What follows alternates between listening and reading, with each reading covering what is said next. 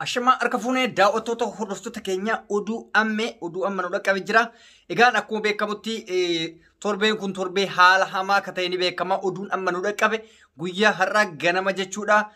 Magaalaa Finfinnee naannoo 22 jedhamutti mana poolisiin mana masarat dhaabaa dirqaman seenuudhaan masarat dhaabaa dabalatee maatii isii marsanii turanii maatii isii erga marsanii haala gartee sodaachisaa fi haala baay'ee nama dhibu wayitiin isiisan qabanii mana hidhaatti dabarsanii jiran jechuudha. Odeeffannoo guutuu sammootu isiniif qabadhee jira. Madda odeeffannoo isaa abbaa manaa isheetirraa sagalee waraabame yookaan immoo bilbilaan kan intarvii ta'e qabannee isiniif dhiyaannee jira jechuudha. Bara akkamii keessa jirra, gabrummaa akkamii keessa kan jirra kan jedhu kuni waan baay'ee nama dhibuudha. Egaan daawwattoota keenya odeeffannoo guutuu fi odeeffannoo haala oolmaa har'aa waa'ee masaratii fi biyya keessa jiru abbaa manaa masarat dhaabaa irraa kan dhageettan ta'a. Viidiyoo ittaanu kana dhageeffadha. Turtii gaarii. Ashama harka kabajamtoota daawwattoota Oromiyaa Miidiyaa Neetwoork oduu amma nu dhaqqabee qabna. Gaazexeessituu Masarat Dhaabaa ganama har'aa mana jireenyaa isiitiiti kan mootummaatiin qabamu abbaan warraa isii Oromiyaa Miidiyaa Neetwoorkitti hime. Ammajjii 19 bara 2013 akka lakkoofsa Itoophiyaatti dhaddacham himatamtoota galmee obbo Jawaar Mahammad jalatti argamanii hordofuuf namoota uffata keelloo sababa uffatanii dhaqaniif hidhamanii turan keessaa tokko kan taate gaazexeessituu Masarat Dhaabaa namoota kan biroo waliin hidhamtee wajjin mana murtiitti dhiyaattee wabii qarshii 700 hiikamuun isii ni yaadatama. Ergasii as gaazexeessituu Masarat Dhaabaa nagumaan maatii fi ijoollee isii waliin jiraachaa akka turte kan himu abbaan warraa isii ganama guyyaa har'aa jechuunis gurraan dhala 3 bara 2013 tika mootummaa uffata siviilii uffataniin mana jireenyaa isii keessaa qabamuun dubbatama.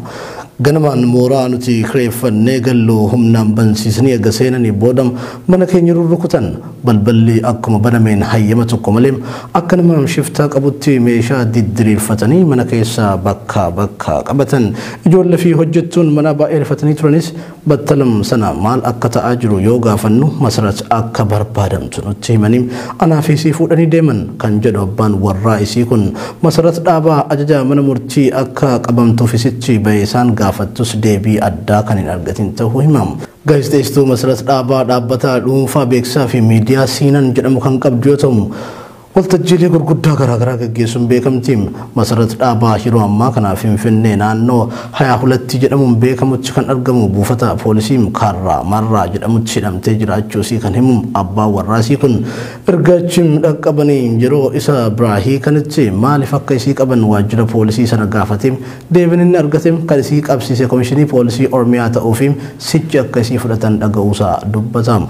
Sababaan qabamuu haadha warraa isaa gaafatamee deebiin inni Oromiyaa Miidiyaa Neetwoorkiif kennes haati warraa kiyyam hidhamtoota siyaasaa Oromoo sagalee taate malee balleessaa raawwatte hin qabdum hidhamtoota siyaasaa warra duraan hidhame nuufii kaasoo jennu kan biraatti dabaluun furmaata waaraa fiduu hin danda'u jechuun himee uummanni Oromoo salphina mana dhuunfaa keenyatti adeemaa jiru jalaa ooluuf tokkummaan falmachuu qaba jechuun dhaamsa dabarfateetiin jira.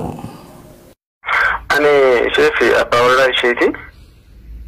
Isheen kan qababte har'a ganama osoma rafaa jirruuti balbala guddaa kan manooriyaa sanaa antini dhufanii humni xiqqaa rurrukutanii sanaan booda warri dibbii nuti gallu sun mooraa nuti gallu sun dhufanii barrii bananii sanaan booda dhufanii mana nuti keessa jirru ol rurrukutanii sanaan hojjettuun kan mana keenyaa jirti.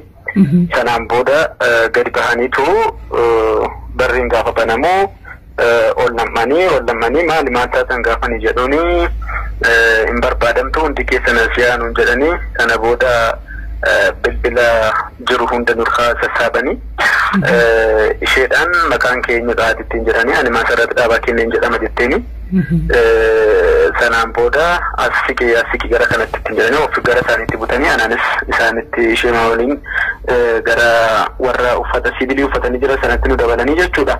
Sana booda maaltu ta'e jedhee humnuma xiqqaa sana keessaa nama tokko gaafadhee nuti waan ta'e hin beeknu deemaa qabaa akkas nuun jedhanii eeruun nu laatame sanaan booda gara kanatti dhufnee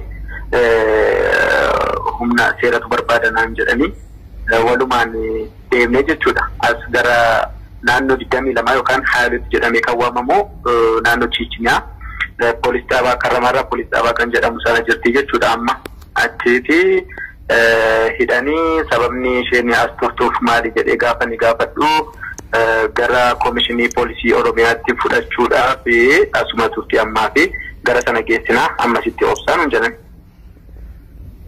Moorama osoo mooraa mana jireenyaa keenyaa sana keessa hin bahini waraqaa ittiin naqabdan naanaadha jettee isheen yaada dhiyeessitee fi turte warra tikaa kanaatii fi warri tikaa kuni waraqaa eenyummaa kan poolisii jedhu gad baasanii namni 4 agarsiisanii tokko kaameraa waraabaa namni tiki tokko kaameraa waraabeetu isaan nama 2 gara kan biraarra sokkanii namni 4 immoo anaaf ishee fuudhaniitu gara poolis dhaabaa Karramarraa kan adeemanii jechuudha. Malee waraqaani seeratu si barbaada kanaaf akkas jedhamee isaan fidanii dhiyeessan tokkoyyuu hin jiru. Waraqaa poolisaa waraqaa eenyummaa poolisaa of harkaa qabu sanuma itti agarsiisanii jechuudha. Yeroo ammaa kana keessatti waan taateewwan uummata Oromoo kanarra gahaa jirutti waan akka sabaatti nama cabsudha. Waan akka sabaatti cabne kana keessaa bahuuf immoo karaa nagaa mootummaan gaafatamaatti jira, qaamni hundi gaafatamaatti jira. Lola kaasuu miti, hokkara kaasuu miti, karaa nagaatiin hayyoota hidhaman nu hiikaa, namoota dararaa jirtan gadi lakkisaa, karaa seera ta'een, karaa seera qabeessummaadhaan dulli filannootti adeemamaa jiru kun akka gaggeeffamuuf karaa nagaa akka gaggeeffamuuf kan namni kamiyyuu dubbachaa jiru jechuudha akkuma beekamu.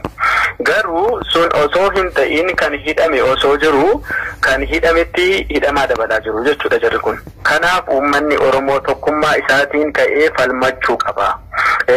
Mirga isaa gaafachuu qaba. Mirga itu irraa mulqame jechuudha. Waan sabni kun kaleessa dheengadda itti du'e itti wareegamee qeerroon 5,000 ol irratti wareegamee bilisummaa jedhame fidame kana jechuudha. Kana salphina kanaa fi qeerroon sun wareegamne jechuun barbaadan.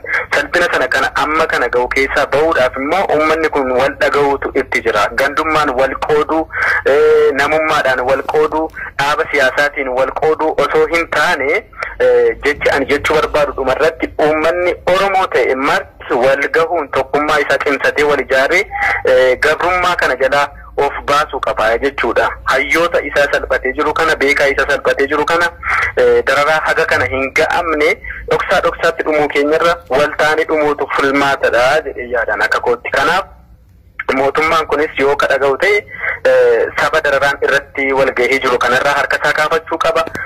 Hayyoota hidhee hiikuu qaba. Ammas namoota ukkaanfamaa jiran kana asuma irratti dhaabuu qabu. Namoota ammaatti hidhan kanallee bilisummaa isaaniitiin gadi baasuu qabu jechuun barbaada jechuudha hangama kiyyaatiin.